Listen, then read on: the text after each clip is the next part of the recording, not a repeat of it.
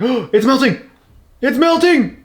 Yes! Valentine's Day is coming up, and I wanted to make a very special dessert for a very special someone, and that someone is the demon living inside me, Sakuna. Ah! Really? Right now? You had to do this right now? Don't worry, I'll let you get back to your cake, but first I wanted to tell you about this week's sponsor, intotheam.com/CHEFPK, for all of you who are looking for a little bit of gear. We all know that the Cursed Technical College provides you with nothing that looks good, and that's where Into the AM comes through. A fashion line for men and demons alike, anything you would ever want, they have. From your leisure wear of sweatpants to these amazing t-shirts, intotheam.com/CHEFPK is where you'll be going to get all of your things. And for all of you mortals, they are providing 20% off of your entire order by using CHEFPK's link down below. That is intotheam.com/CHEFPK for that 20% off. Now, I rather like it here, and I rather like this t-shirt, and I don't know if I'm going to give it back. I'll have to tell Paul to go to intotheam.com/CHEFPK and order another one for himself, because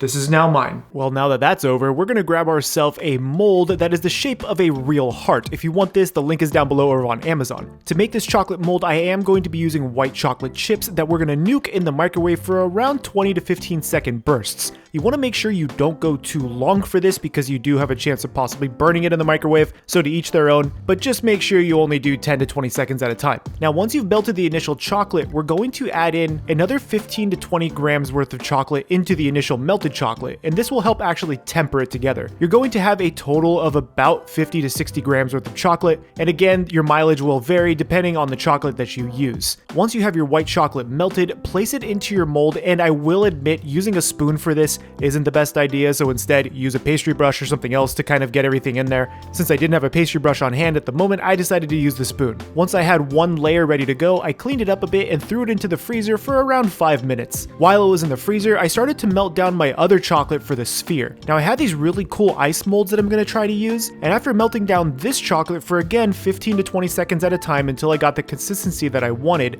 and that consistency is supposed to be more or less pourable chocolate, so that's really what you're going for this. After you have your pourable chocolate ready, grab those silicone molds, link are down below if you want these as well, and place a small amount into the bottom of the silicone mold. Make sure you do roll this around and tap it just a bit so this way you get full coverage in that silicone, and once you have full coverage on the bottom, place some more into that bottom piece and then place the top on and slowly make a mess of everything and twist this around just to try to get as much chocolate as you can all the way throughout that sphere. Now I did make 2 of these just in case one of them didn't end up well, and I went ahead and did the same thing with that second one, but on the second one I actually used my spoon to kind of get better coverage on that top portion. Now roll this around a bit in your hands and then grab your white chocolate heart out of the freezer. We're going to add a second layer of white chocolate to this, making sure we add that second layer so this way it does reinforce it. I ended up just using my finger to kind of finger paint the inside with the white chocolate, which was a very, very large mess because the white chocolate mold was really cold and my hands just started freezing up basically as I was wiping that white chocolate on the inside. Now the white chocolate and the dark chocolate can be saved, so don't throw those away. Now my white chocolate mold is ready to go. It only had to sit for around 20 minutes, and the problem with this is that the mold is really, really rigid. So when I tried to pull the white chocolate heart out, it started to break apart. You can see that it did break off into a few pieces, but I was eventually able to get the heart out in 3 individual pieces. And since this is Sakuna we're making this for, he probably has a broken heart anyways, and so we're just going to bring this broken heart back together with a little bit of magic. And by magic, I mean we're just going to take some white chocolate that we melted and rub it along the inside to fill in any of those cracks, as you can see from this blurry video that I'm including. Now I did also use my finger for this, but you want to be careful because that white chocolate is warm that you're blending onto the inside, so you have a chance of melting some of the actual heart chocolate. Be very gentle adding in some white chocolate. I added in enough to make sure I filled in any big holes or crevices, and the end result was pretty spot on. I was really happy with the end result, even though there were a few cracks in my heart, just like everyone else. Now for the chocolate ball mold in this silicone mold, this didn't turn out at all. The problem with this was that the mold again was too rigid because it's meant for large ice cubes you would use for alcoholic drinks like whiskey or whatever you really drink. But it does leave a really nice shine, so I wanted to try to use this mold. Unfortunately, the second mold also didn't come out, but make sure you don't waste that chocolate because you can melt it back down. So I ran over to my local hobby hobby store and I grabbed a bath bomb mold. These are made of plastic and are a little easier to work with. I remelted my chocolate, added in some of my chocolate to that bottom portion of the mold. I guess it doesn't really matter which one because they're the same ones. And then brushed it on the inside to make sure that there was full coverage of that chocolate in that mold. Now for the top portion or bottom portion or the second half of it, add some more chocolate to that and brush it around, making sure you get full coverage in there as well. This is when we bring it back together while it's still somewhat wet, and make sure you roll this around in your hands, trying to get chocolate to fully cover that seam. That seam is going to be the most important part because it is what is holding those two pieces together, so make sure you spend some time gently rolling this around. After you have your chocolate all nicely rolled out, throw it in the freezer for around 10 minutes and this should be ready to demold. But if you're using this mold, do not pull the tabs up, you have a chance of breaking it. Instead, gently twist the mold apart. This will take some time, but it will eventually twist apart. Once you have it twisted apart, you are greeted with this beautiful chocolate sphere mold. And I will say, for the first time trying this mold, it came out really, really well, especially giving us the happy dance. Now the problem is I wanted to fit the heart inside of that mold, so I had to cut this mold, and for that we just used a hot knife. Grab whatever chef knife you have, hopefully something that you don't mind getting heated, and gently use gravity to allow the knife to cut that chocolate. Do not press too much pressure into that knife, otherwise you will break this mold, I promise.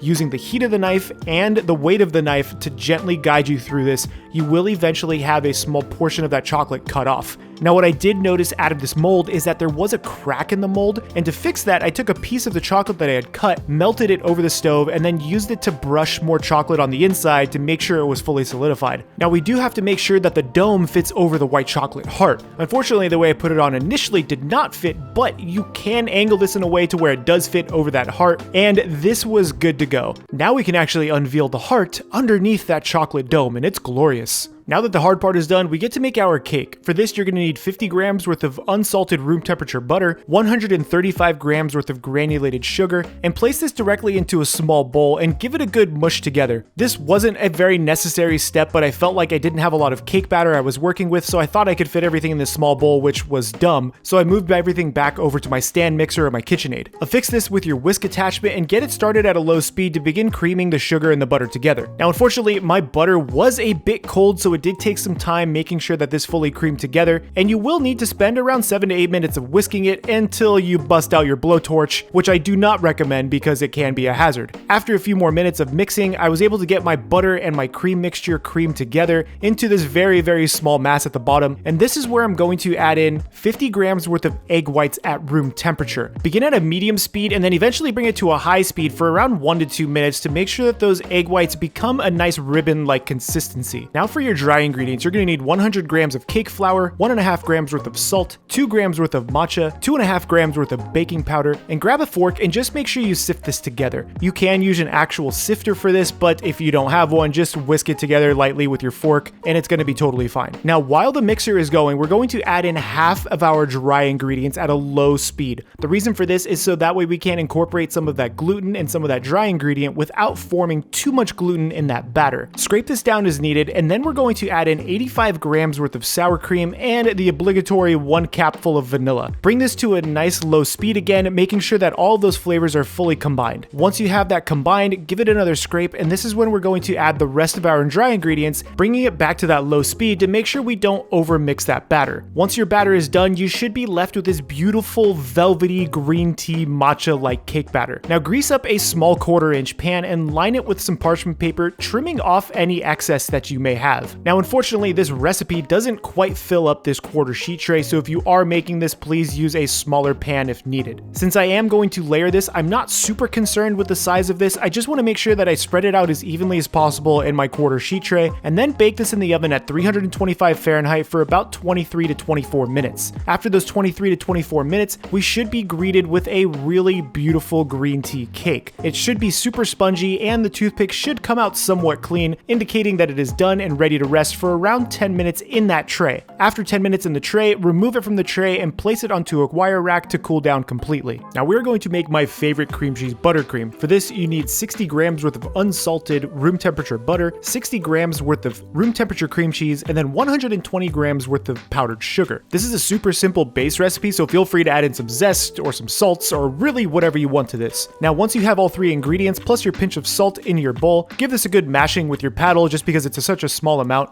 Then bring this over to your KitchenAid or your stand mixer and start bringing this together on a lower speed to make sure it begins to cream. After it begins to cream, you can gradually increase the speed. You're eventually going to bring this up on the highest speed possible to make sure you get that beautiful creamy buttercream we all know and love. This only takes 3 to 4 minutes because it is room temperature, and just make sure you do scrape this down as needed. After a few minutes of mixing and scraping, you're left with this gorgeous cream cheese buttercream that you could just eat right out of the bowl. But since we're not eating it out of the bowl and we need it for cake, place this into a separate bowl and leave this at room temperature if you're going to be garnishing your cake right now. Since I am garnishing right now, I'm leaving it outside. Now coming back to the heart that we're ready to work with, we can't serve a white heart to anyone as a surprise. So grab something to protect your workspace, grab your white chocolate heart, and then pick up some red color mist. This is going to actually help you color this red. Yes, I could have added red food coloring to the white chocolate, but I didn't really want to go that route because I've never actually tried this before. So I applied some of my red food coloring mist to my white chocolate and realized that it kind of just